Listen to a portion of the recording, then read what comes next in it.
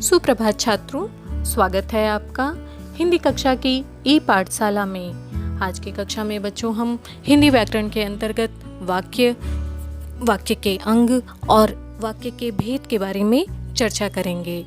बच्चों, शुरू करने से पूर्व हमें यह समझना होगा कि वाक्य किसे कहते हैं। तो चलिए शुरू करते हैं। सबसे पहले वाक्य जैसा कि आपको पता है बच्चों, ध्वनि यानी वर्णों के समूह को शब्द कहते हैं और शब्दों के व्यवस्थित सार्थक समूह को वाक्य कहते हैं।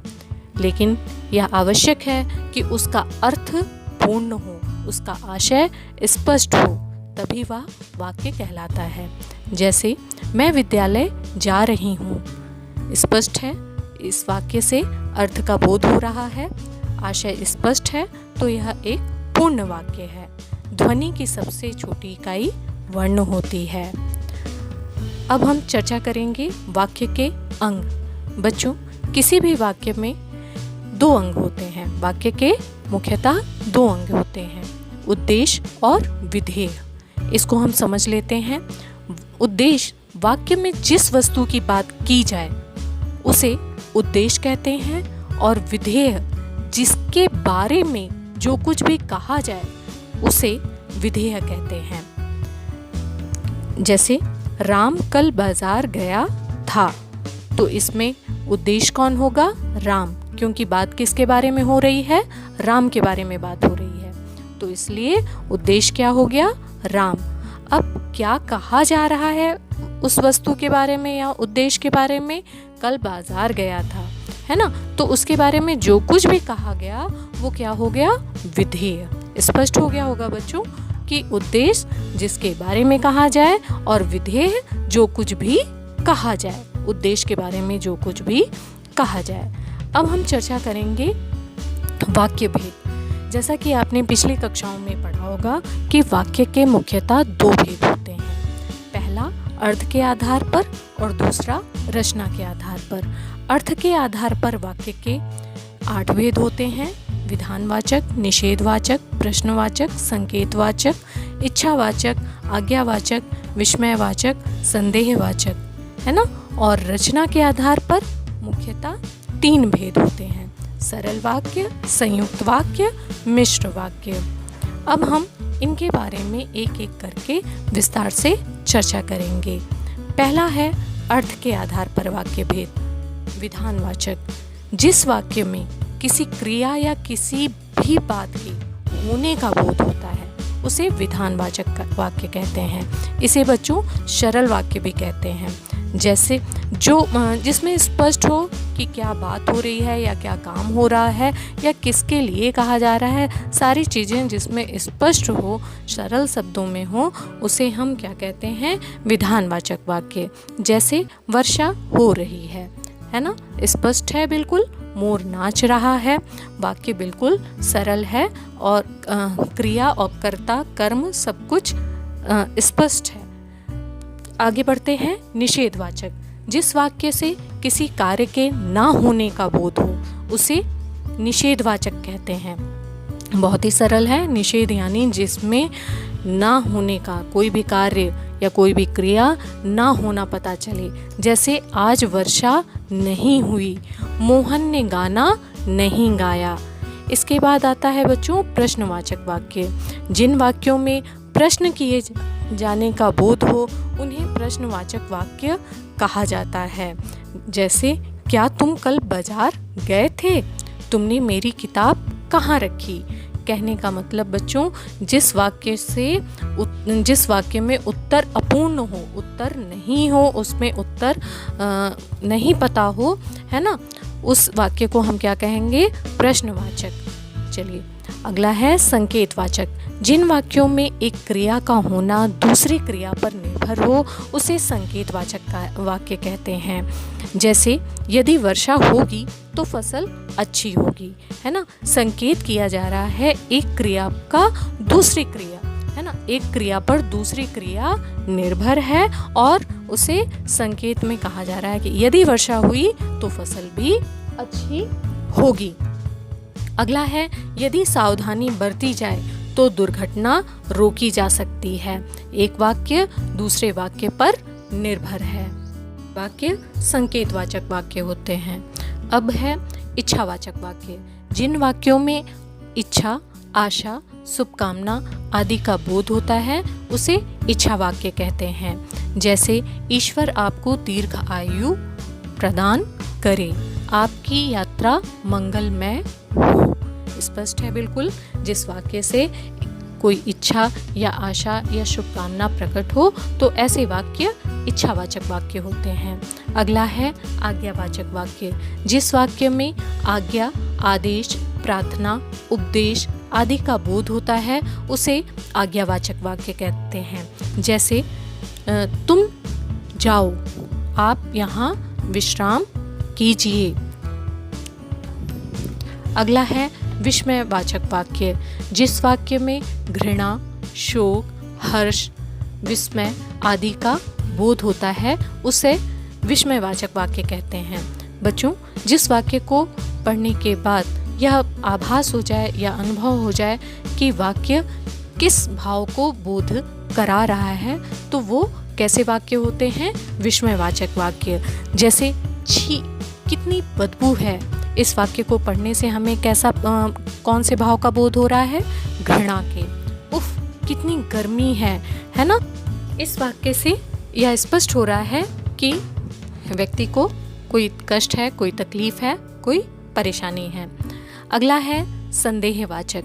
जिस वाक्य में घृणा, शोक, हर्ष, विस्मय आदि भावों का बोध हो उसे संदेहवाचक वाक्य कहते हैं। जैसे वर्षा होने की संभावना है ना। वर्षा हो नहीं रही है लेकिन उसकी संभावना है, स्पष्ट है कि इसमें संदेह है। अगला, शायद मेरी लॉटरी लग जाएगी। वाक्य से संदेह का भाव स्पष्ट हो रहा है तो यह कैसा वाक्य हुआ? संदेहवाचक वाक्य। अब हम चर्चा करेंगे रचना के आधार पर वाक्य भेद। रचना के आधार पर मुख्यतः 3 प्रकार के वाक्य होते हैं: सरल, संयुक्त और मिश्र वाक्य। अब हम एक एक की चर्चा करेंगे। सरल वाक्य। जिस वाक्य में एक उद्देश्यकर्ता, एक विधेय तथा एक मुख्य क्रिया हो वह कैसे वाक्य होते हैं बच्चों? सरल वाक्य। स्पष्ट है, जिसमें एक कर्ता हो और एक ही क्रिया हो और उसके बारे में एक ही विधेय मतलब एक ही बात कही गई हो। तो देखते हैं इसको उदाहरण के माध्यम से। मदारी भालू को नचा रहा है, किसान खेत में हल चला रहा है। इसमें उद्देश्य क्या हुआ बच्चों? मदारी। और विधेय क्या है? भालू को नचा रहा है। एक ही क्रिया है, क्या हो रहा है इसमें? भालू नाच रहा है, तो नचाना एक क्रिया है ना। आगे बढ़ते हैं। संयुक्त वाक्य। जिस वाक्य में 2 या 2 से अधिक वाक्य स्वतंत्र रूप से समुच्चय बोधक अव्यय से जुड़े हों वह कैसे वाक्य होते हैं बच्चों? संयुक्त वाक्य। समुच्चय बोधक वाक्य अव्यय वो शब्द होते हैं जो 2 शब्दों को वाक्य में जोड़ने का कार्य करते हैं। जैसे सूरज निकला और पंछी आकाश में उड़ चले। रवि पढ़ रहा है परंतु सूरज टीवी देख रहा है। मिश्र वाक्य बच्चों। जिस वाक्य में एक प्रधान उपवाक्य तथा शेष वाक्य आश्रित उपवाक्य हो वह मिश्र वाक्य कहलाता है। इसको हम उदाहरण के माध्यम से समझते हैं। हमने पढ़ा कि कृष्ण और सुदामा में मित्रता थी। स्पष्ट है, हमने पढ़ा, ये कैसा वाक्य है? प्रधान वाक्य है ना, प्रधान उपवाक्य। और इस पर क्या आश्रित है? कृष्ण और सुदामा में मित्रता थी। कहने का मतलब होता है बच्चों कि जिस वाक्य में एक प्रधान वाक्य हो और दूसरा उस पर निर्भर हो, आश्रित हो, है ना, वो कैसे वाक्य कहलाते हैं? मिश्र वाक्य।